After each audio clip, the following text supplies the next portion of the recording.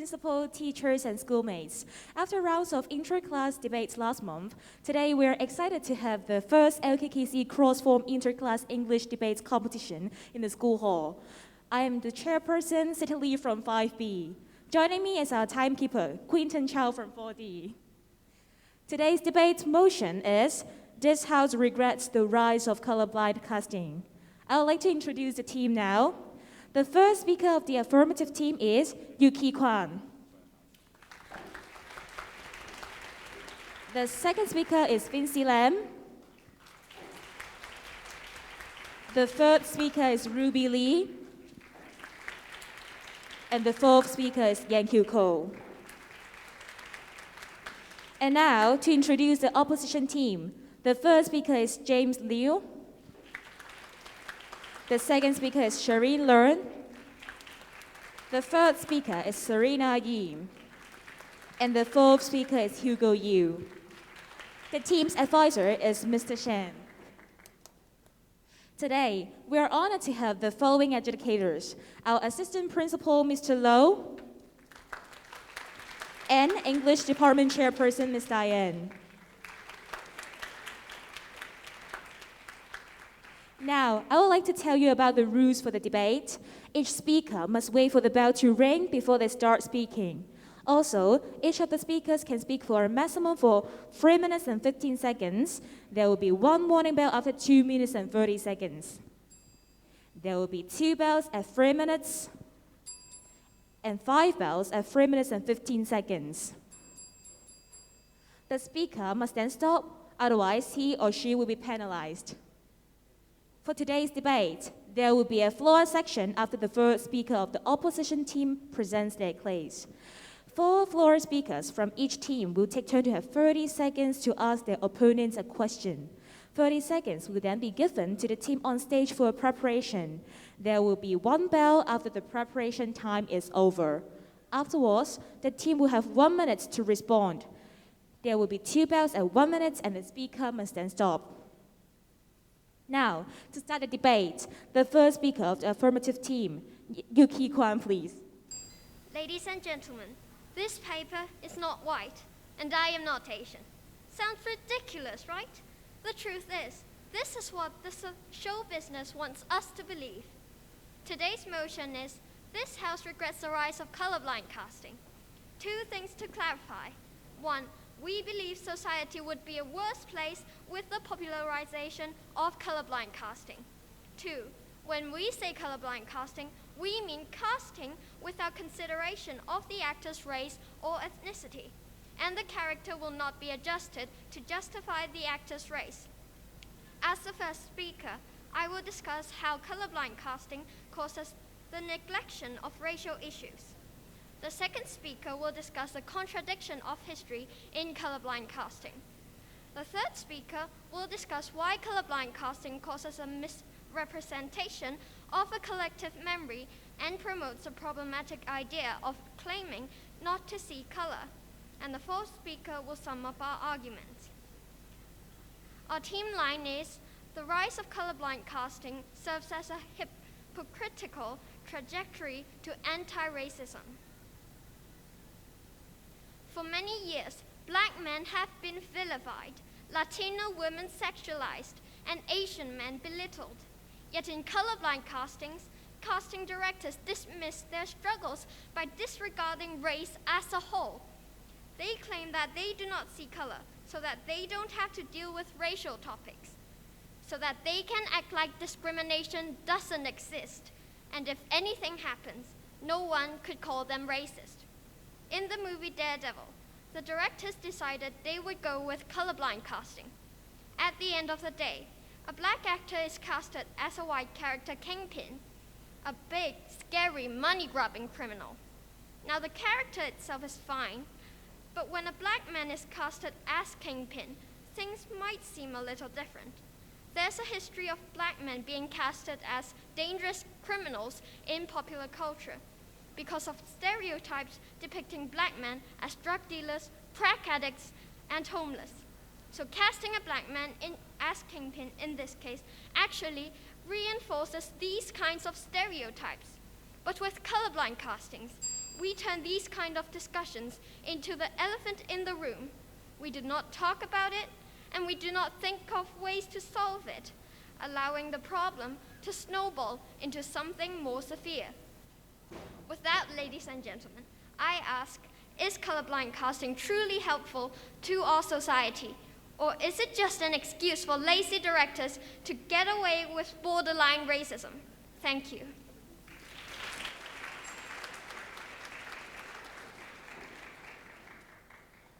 The first speaker of the affirmative team has used 2 minutes and 58 seconds, not exceeding the time limit, and no marks will be deducted.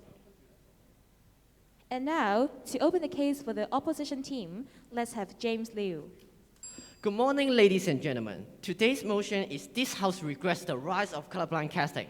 As the opposition team, we will show you how colorblind casting brings benefits to the society.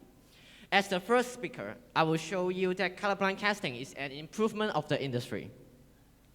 Our second speaker will talk about how the rise of colorblind casting starts the eradication of racism. Our first speaker will further elaborate the concept of equalizing opportunity, and our fourth speaker will rebut and summarize our cases with further evidence. So before I start, let's have some rebuttals. So the affirmative team just mentioned that we think we don't see color is equal to racial issue is finished. We never say that. I think the affirmative team is now rejecting the concept of colorblind casting, but not the rise of it. Pay attention to the title. The title is This House regrets the rise of the colorblind casting. So now let me define some terms. We define colorblind casting as casting of character for a performed work without regard to race or gender, or more accurately, an approach to manage diversity in which intergroup distinctions and considerations are not considered. In short, it is a concept of we are all the same during casting. Some may think that political correctness is equal to colorblind casting, but in fact, colorblind casting just ensures the competitive environment is fair, but the results are not fixed. It doesn't mean that more ethnic minorities will be chosen, so it has nothing to do with political correctness. Karen Ann Daniels, a director who practices colorblind casting, shows us the procedure. First, determines the characters and roles, then creates a diverse pool of actors. After that, evaluates actors based on talent. Finally, makes sure that the casting decision based on talents and suitability rather than race to promote diversity in the entertainment industry. Ladies and gentlemen, the concept of colorblind casting has been around since the 1950s, but the rise of it is around 2017. In 2016, hashtag #OscarSoWhite has exploded on digital platforms in order to tell the fact of 86% of top films featured white actors in leading roles. But this action is not enough. People just use hashtags on social media, and there is no substantive action that directly helps ethnic minorities. Therefore, colorblind casting should be adopted to change the situation. According to the University of Southern California, before 2017, there were only 13 cases of colorblind casting in film industry. In 2017, there are 9 cases, indicating the rise of colorblind casting. There is a 17% increase in the number of top films with color in a lead role since the rise of colorblind casting in 2016. The rise of colorblind casting increased the race diversity in front and behind the camera, implicating an improvement of the industry. Therefore, today's motion must fall. Thank you.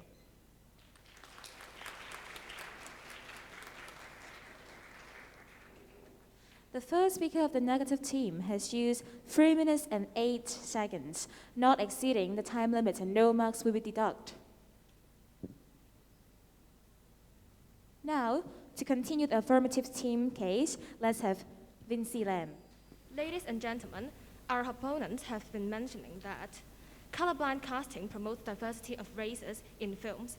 However, wanting diversity, representation, and inclusion should mean to create a whole new but original and unique character. Adding diversity of races into films shouldn't mean changing an established icon. And let's not forget, the point of making films is to visually let the viewers to visually understand the background of the films. So I think to to give viewers an image of the film, we shouldn't involve colorblind casting. To raise our point, I would like to repeat the theme line.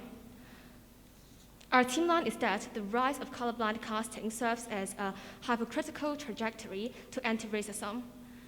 You may not have heard of it, but Bridgerton is a book-based historical series on Netflix. The story took place in the British aristocratic society in the Regency era. However, over half of the cast are people of color. Because of the long-time uncertainty of the race of Queen Charlotte, consort of King George III, many accused the production unit of intentionally blackwashing the British nobility by making the black actress Golda Rochefort playing the role. Also, as most sources agree that only about 20,000 black people lived in England at that time, with most of them concentrated in industrial areas, even more discontent arose about how the film showed untrue historical stories and wrong concepts of racial diversity. This proves that colorblind casting eventually leads to contradiction with history and brings stories with racial implications to life less visually realistic. A similar question arose in 2017 when the West End stage production turned a 1967 British historical film, Half a Sixpence, into the musical, The New Half a Sixpence. Public questionings about the all-white cast were raised soon after the musical premiered. But the creator defended the lack of diversity by saying that there would not have been many black people in Folkestone in the 20th century, and say that musicals depend a lot on the resemblance of background setting and the likeness of actors with historical figures. He proves that color-conscious casting doesn't deliberately insist on the idea of racial inequality or supremacy, but is initiated because the films are all book-based or real story-based. Most films, TV shows, or dramas are about showing indisputable historical events. If we are upholding this foundation of we intended to display, then why should we be intentional to cast people that have a different skin color? Thank you.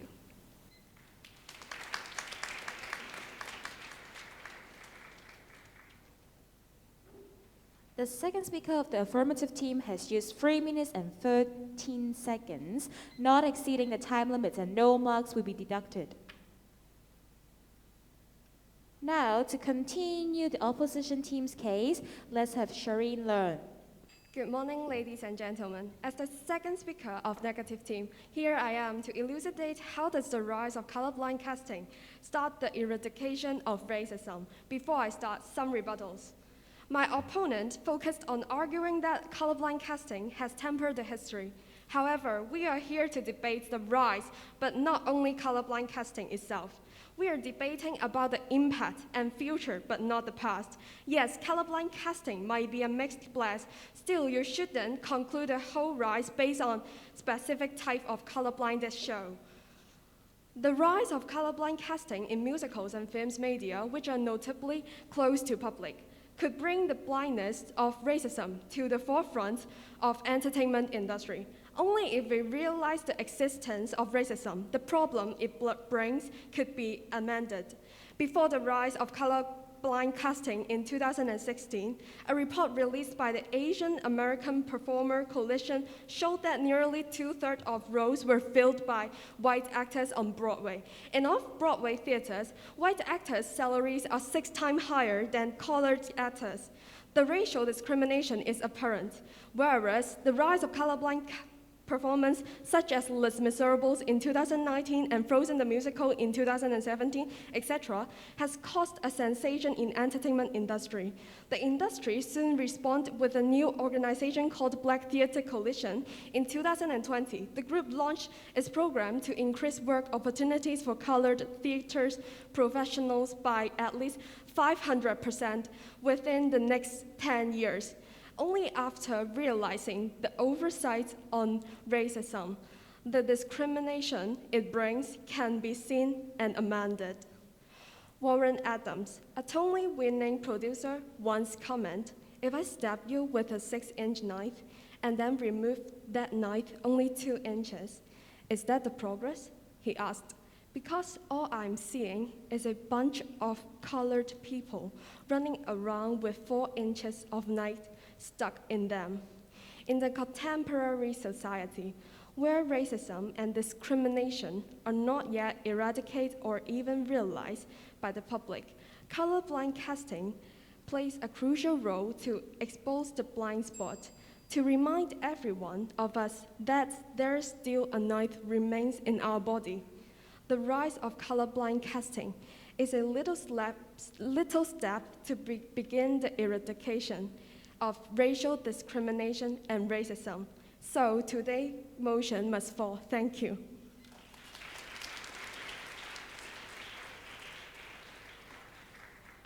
The second speaker of the opposition team has used 2 minutes and 50 seconds, not exceeding the time limit, and no marks will be deducted.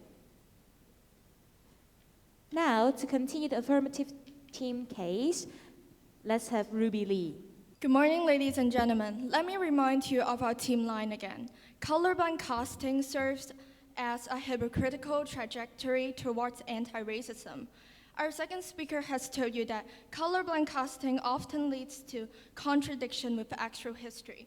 Now, as the first speaker of the affirmative team, I'm here to prove to you that the rise of colorblind casting causes a misrepresentation of a collective memory and promotes the problematic idea of claiming not to see color. But before I continue, here are some rebuttals. Our dear opponent claimed that colorblind casting could educate people and raise awareness on racial discrimination issues, which is not true. Using colorblind casting as a way to promote racial inequality could actually cause more backlash because it's a natural way to force people into knowing about the topic. Also, it may let people think that by doing colorblind casting, they could spread whatever they like to spread. Now, what our dear opponent had said deviates from facts. Let me give you an example. The upcoming live-action reboot movie, The Little Mermaid, has chosen a black actress for the main character Ariel, which she has no resemblance on physical appearances, a white mermaid with red hair from the original movie. You see, Ariel is a classic, already established character existing for decades. There's no point of race swapping her from a Danish to a white female, which by doing this will only misrepresent our childhood memory and creating public anger. Moreover, as a result, the audience may feel offended when such a memory is being destroyed, and due to such discontent, they may express their anger in influencing others with information that will affect the social climate. Ladies and gentlemen, colorblind casting does nothing but simply dumping our childhood classics straight to the garbage can. Our dear opponent, tell us why you should do colorblind casting and alter the race of a character that has already been established. Also, we cannot lie about the fact that race is the lens through which every human being sees the world and is integral to human identity. A person's race shapes how they see the world and how the world sees them. It cannot simply be ignored in any work. I'll make it simple. If Snow White is portrayed by a black actress, are you able to ignore Snow Black? I believe none of us can act like we don't see the race, right? Acting as the race doesn't exist, or swapping the race of an established character in order to be able to relate to them would simply mean that you don't see anyone as human except the people of your race. Let's not forget that the whole concept of colorblind casting is simply rooted in systematic racism. You assume that racial minority groups are incapable of having their own original story, and they needed to take major white roles to gain reputation or fame so that they can shine. And for people of color,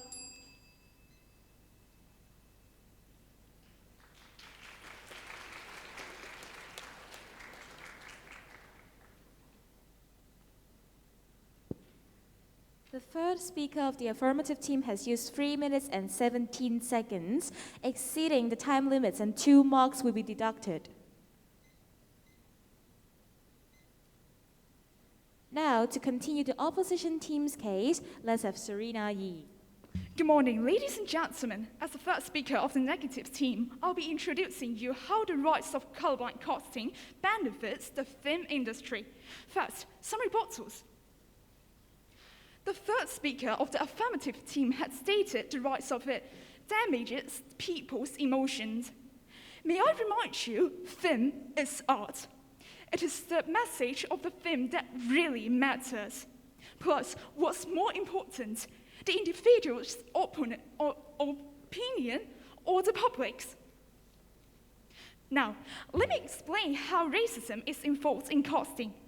For many decades, whites have been prioritized in different aspects in the society, and especially in the film industry. Whenever there's casting on characters with rare races, the producers tend to choose the white actors or simply just ignore the colored actors, forming an unequalized job opportunity to the non-whites. Why would they do that? Whites are the best, whites are on the top, whites are talented, whatever they say. Then, you might ask how colorblind casting solves the problem. By deciding the cast only depending on the actor's skills, talented ones are given a chance to shine, regardless of their races. Let's see how well did it work. According to Statista, in 2016, when colorblind casting started to rise, only 13% of the actors that took the leading roles were non-white. With the same survey, but in 2021, 39% of the actors that took the leading role were non-white. Under the baptism of colorblind casting, the percentage of non-whites having a leading role has been multiplied by 3. Obviously, the rise of colorblind casting has brought equalized job opportunities to the actors. Oppositely, what will happen when you only care about the race of the actor? Let's take The Simpsons as an example. The producer said that there will no longer be white actors voicing non-white actors. Voicing non-white characters. But due to the lack of skills, the new voice actor of the black character had caused thousands and millions of criticizing comments all over the world, just because of his poor performance. If you put exactly the right colored person into the role, not only are you reducing the pool of talent to choose from, you're also going to end up casting an unknown. The rise of colorblind casting has indeed heavily benefited the film industry. And what you ought to keep in mind, a quote from Jodie Benson, the original VA of Ariel, what you bring to the table in a character as far as their heart and their spirit is what really counts. Therefore, today's motion must fall. Thank you.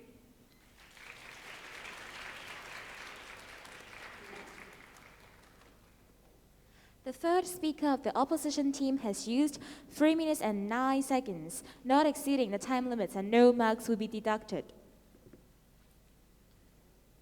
Before both teams conclude their cases, we now begin the floor section. First floor questions from the affirmative side, please. Ladies and gentlemen, our dear opponents mentioned the benefits of colorblind casting, which allow minorities share equal opportunities to increase the diversity. However, this may lead to reverse discrimination. People who are members of a majority or advantaged group are discriminated against because of their race, gender, or other protected characteristics as reverse discrimination. Thus, our opponents admit that the actors still share equal opportunities even though the majority is being discriminated against. Okay, so thank you for your question. I need to repeat again what is the procedure of colorblind casting. First you will determine the characters and roles. Then you will create a diverse pool of actors. Then you evaluate actors based on talents and finally make casting decisions.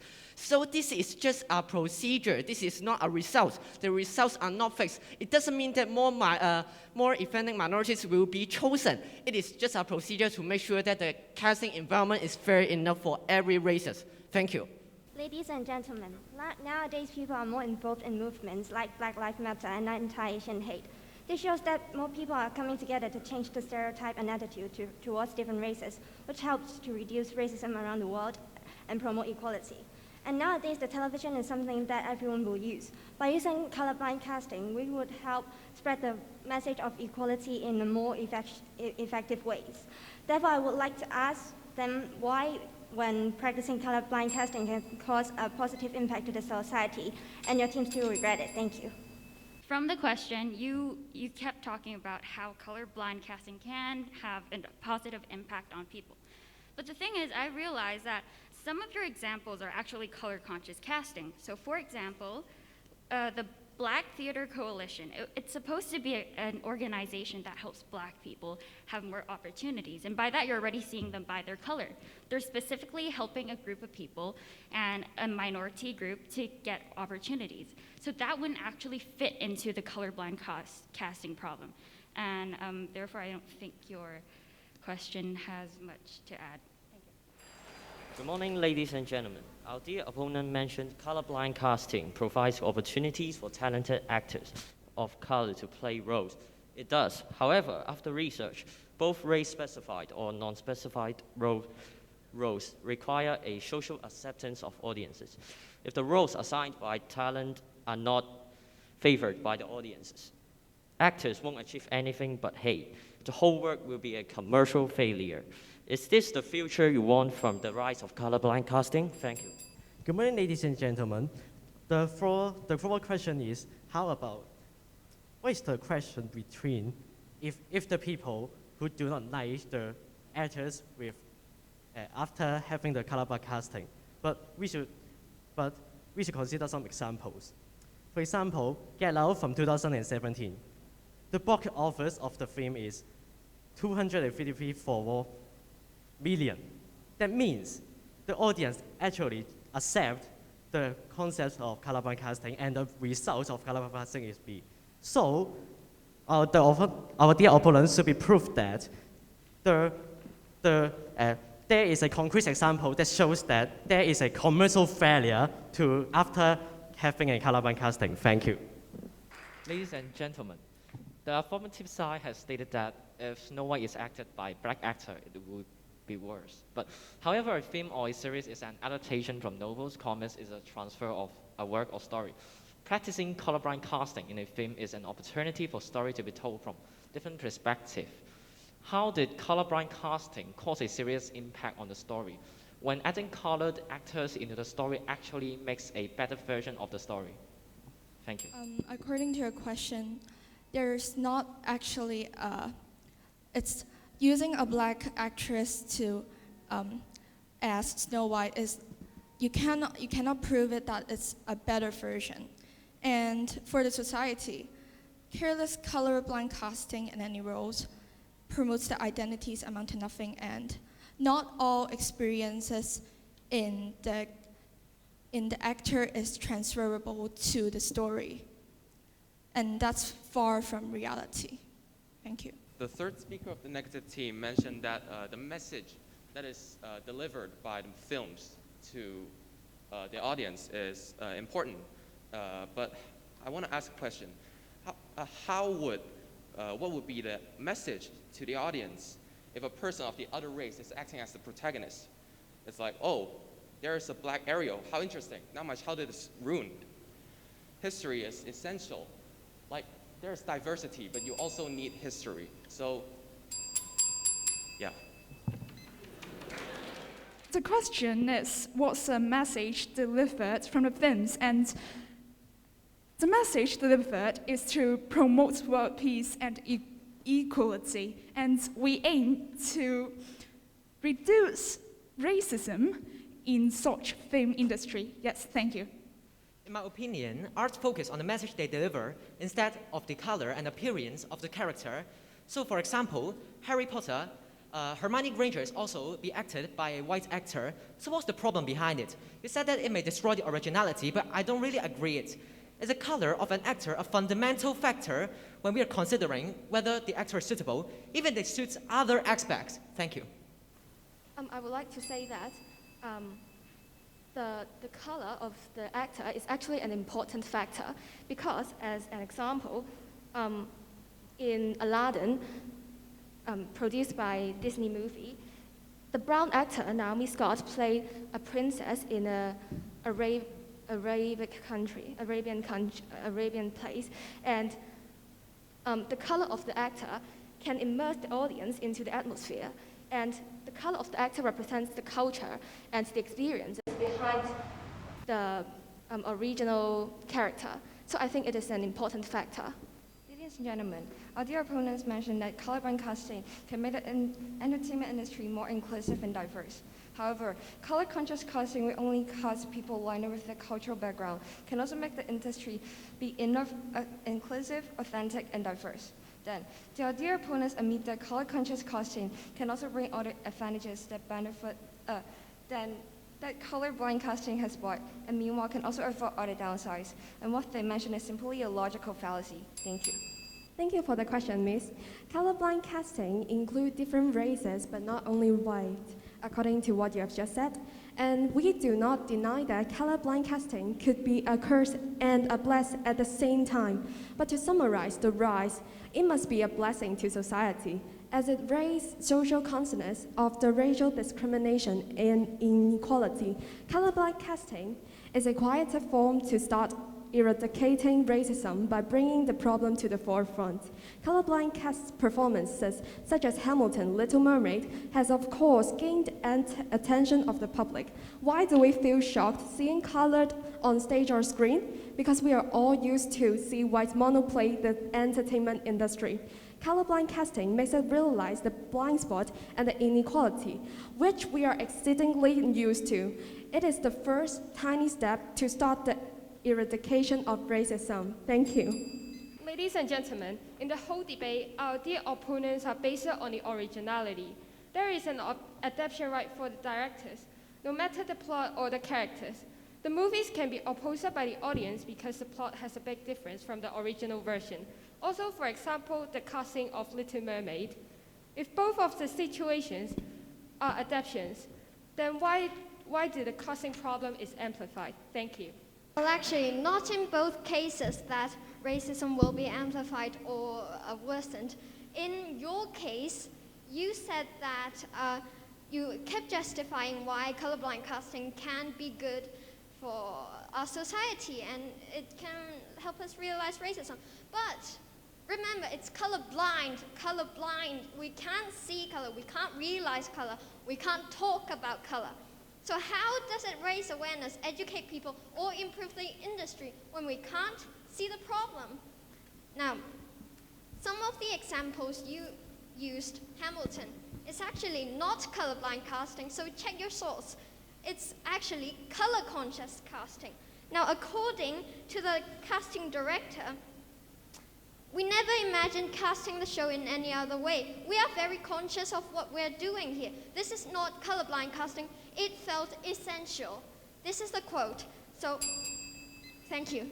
Now, to conclude the case for the opposition team, let's have Hugo Yu. Good morning, ladies and gentlemen. Following the points from the three speakers, I will not raise any new topic, but conclude the whole debate. Let's tackle it by separating it into different layers. Today's motion consists of two parts: justification of the concept of colorblind casting itself and the rise of it. Our dear opponents have mentioned that Hamilton is color-conscious casting, but please check the source again. The film version of Hamilton, hit the Broadway musical, features a diverse cast, with the actors of various races playing historical figures. That's the concrete examples of colorblind casting. In the whole debate, two sides actually have a consensus that there is such racial discrimination in the world, no matter in which categories. However, we should want the talk be instead of ignoring that. That is already satisfied the modification of the concept of colorblind casting, and our opponents fail to deny that is one of the solutions to the problem. Then, the second layer is we have to consider the impact of reaction after having colorblind casting. The biggest concern of our dear opponents is about the historical accuracy. But our four speaker has already asked, is the color of the actor a fundamental factor to consider to the impact of the movie? They do not have a further explanation. And our team has said, us focus on the message they deliver, and the story should be focused on the plot, not the appearance. Our dear opponents have mentioned that the memories of audience will be destroyed, but I would like to say this is only a stereotype and the imagination of the audience. And it doesn't mean that it cannot be changed. So we can have a new version of the movie and a new version of the musical. They do not admit, they cannot deny that it is also a good solution to art. That means there is the recreation, or it is an intuition, or in a creativity. That means colorblind casting has enabled us to read story in a non-traditional ways. And our dear opponents always emphasize that there will be a reverse discrimination. But as our first speaker have said, political correctness, there is no political correctness or reverse discrimination, as there is no need to ensure that the character must be colored. And we just provide equal opportunities to all people that they have the ability to cast, and it doesn't mean that we have to choose the colors. And our opponents do not prove that the logic behind strictly.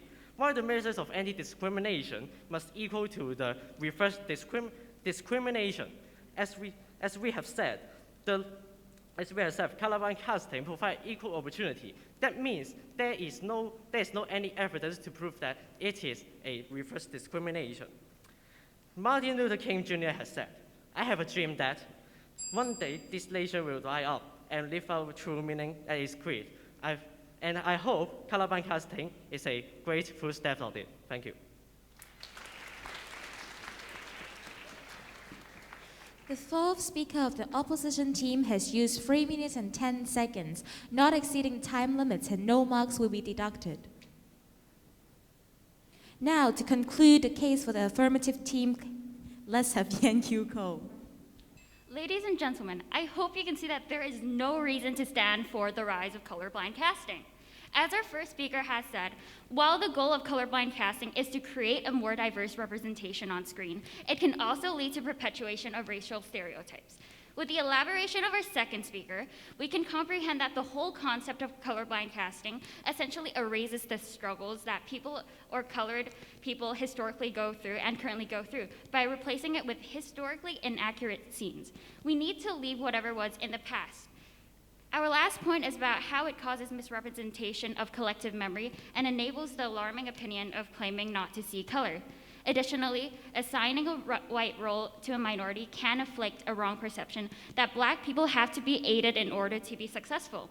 Now, with that out of the way, here are my rebuttals. So, the opposition team has talked about creating more chances for actors. Well, in terms of creating more chances for actors, let me share my take. In your idealistic colorblind casting, you're imagining a Black person who gets a chance of playing a white role, which explains your childish reasoning about how it creates more chances for minority races. However, let's reverse the roles for a minute. What if a Black person were to play a white role? So, for example, Obama is played by John Cena. Obviously, giving the explanation that the person's acting skills would make them earn the role. Well, if you're going to talk about that, wouldn't that make you a hypocrite? Wouldn't you think that it's racist? Now, if you're so adamant about minimizing racism in the film industry, why not create more Black roles instead of fitting people into white roles? And also, the opposing team has talked about how colorblind casting would be the first step to gain awareness and kind of help spread the issue.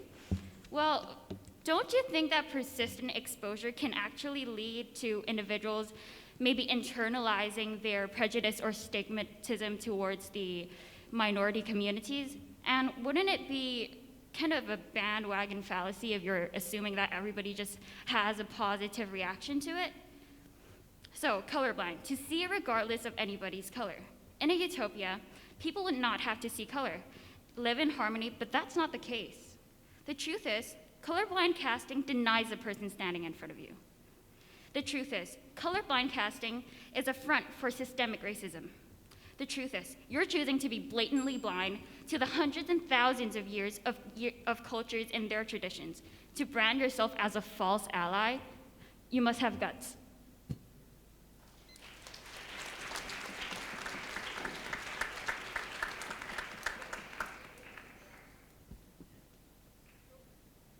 The fourth speaker of the affirmative team has used 2 minutes and 41 seconds, not exceeding the time limits, and no marks will be deducted. Hey, Quentin, remember who we have selected could be the best debater in the team, right? Who's your pick? Well, I'm not telling you. but surely the affirmative is the best, as 40 is there. 40, make some noise.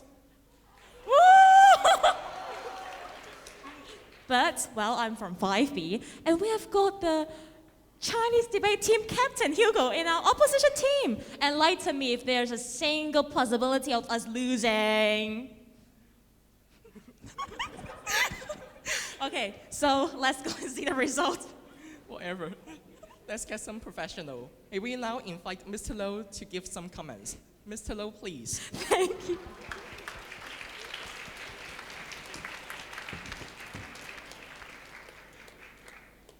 I'm trying my best to give some comment on the performance and also the issue itself. First of all, I think that for the structure, for the two teams, the first speaker is very good that they can give me a very clear structure, who is going to do what. So for me, as a very new, I know nothing, or I know a little bit about the debate. So for the first part, I know that what I'm going to be given. So for the structure is very good, and also for the time, the use of time. And then I think that all the participants are well prepared because they can finish their part within the time limit. But for some students, they may think that actually they prepare a lot, but under the time constraint, they can't give they can't give their points very clear. So maybe they need to take care of the time when you try it next time. About the voice, and I think that many students can give their points very confidently in terms of the voice, because actually I don't understand some points, but from the voice, I think that they're very confident and they just want to give me a lot of evidence, okay? So, just like me, okay? Maybe you don't understand me, but from my voice, and then you know that I'm very, very confident. At least I think that I'm confident. And also, as you know, if we want to illustrate the points clearly, some examples should be given. And then I can see that two teams gave a very good examples to me to understand the topic. For me, I know a little about the topic because it's not quite common in Hong Kong. In Hong Kong, we don't talk about colorblind casting in Hong Kong movie industry, but I think it's very common in the US, especially for the Hollywood industry. So for me, it's a very, very good thing that I know more about some issues that I don't know. So this is about the performance of the debaters. And also one more thing I would like to talk about is the rebuttal thing. And for me, as you know, I taught, past tense, I taught liberal studies, and then in liberal studies, we also need to do some rebuttal. Okay, one of the ways to do rebuttal is to say that the opponent view is only an exceptional case. Okay, just like what you did, some debaters said that the opposite view is just one of the exceptional cases, but you need to tell how exceptional it is. So if you want to do the rebuttal in the future, and then this is one of the ways that you can do better for the rebuttal. Okay, and that's maybe the end of the comment on the performance. I hope that I can give some good feedback to you. Okay, and also when I was listening to this debate, and then I was thinking about the previous time when I taught liberal studies. Okay, because for this issue we sometimes tackled in the lesson, and then one of the concepts probably in my brain is positive discrimination. For sometimes maybe we think that we need to do the things equally to all the people, but actually it's just being equal. But sometimes we need to take care of the equity. That means that if you think that some people are socially deprived or socially disadvantaged, and then we need to give more support to them so that they can develop themselves, or they can they can get better from the society. So discrimination, there are two aspects. One is the positive discrimination. For example, in some university in Western countries, they will have a quota for the minority people to get in, because they think that they need to have more support. Even though they have lower SES, I mean socio-economical background, and then we should give them more support so that they can climb up the social ladder. So I think that for this issue, and then I think we can see the discrimination or kind of things in a very different perspective. Okay, thank you.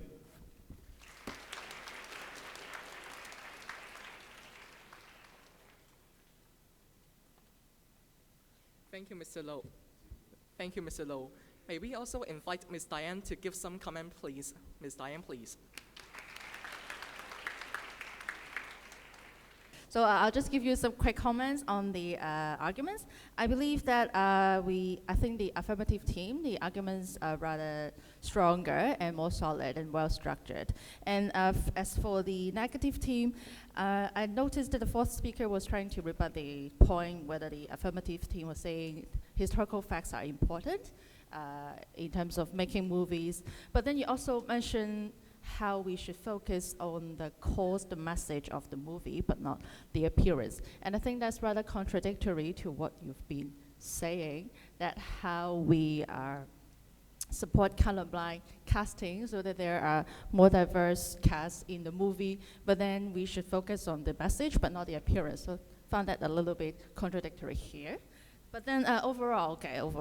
I've been here for a few years, and this is the first time that I've seen students shine on the stage like that. Okay, I think the teachers over there and the students here are all in awe of your performance. When was the last time that you hear your students speaking in English that fluent and in that confidence for 80 minutes? Okay, so give your classmates a big round of applause, please. Okay. And I know that before they come on the stage, actually every one of you have participated in the classrooms. And so I just wanted to say good job, everyone, and I hope that this kind of culture can, so today is the day we plant the seed, and I hope that this kind of culture can be further nurtured at LKKC. Okay, thank you, everyone.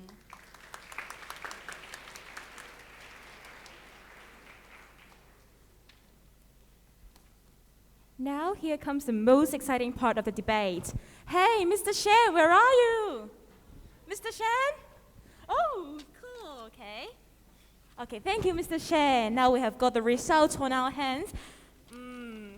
Let me take a look first.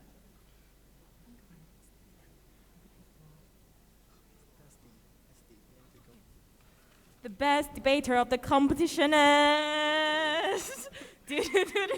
Okay, Yankee Ko, congratulations!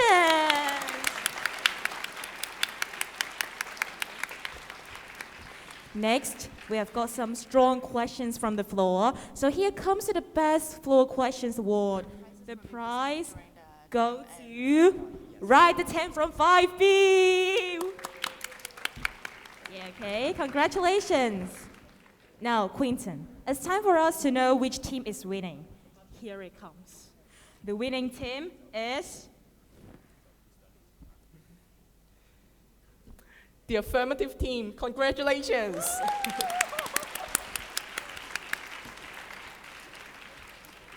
Okay.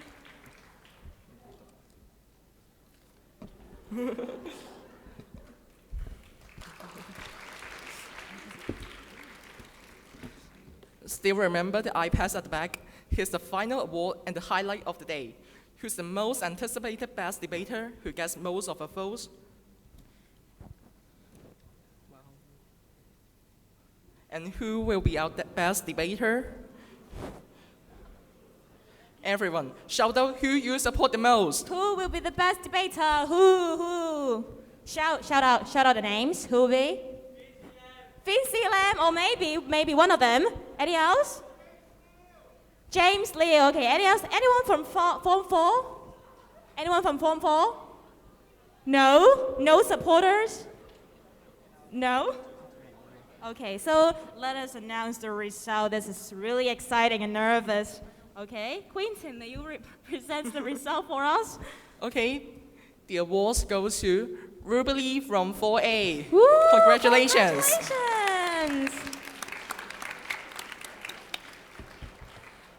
Okay, due to the time constraints, the prize will be presented by the end of the school year. That concludes the debate. May I extend our gratitude to all English teachers for your help and support. Thank you for coming and see you again.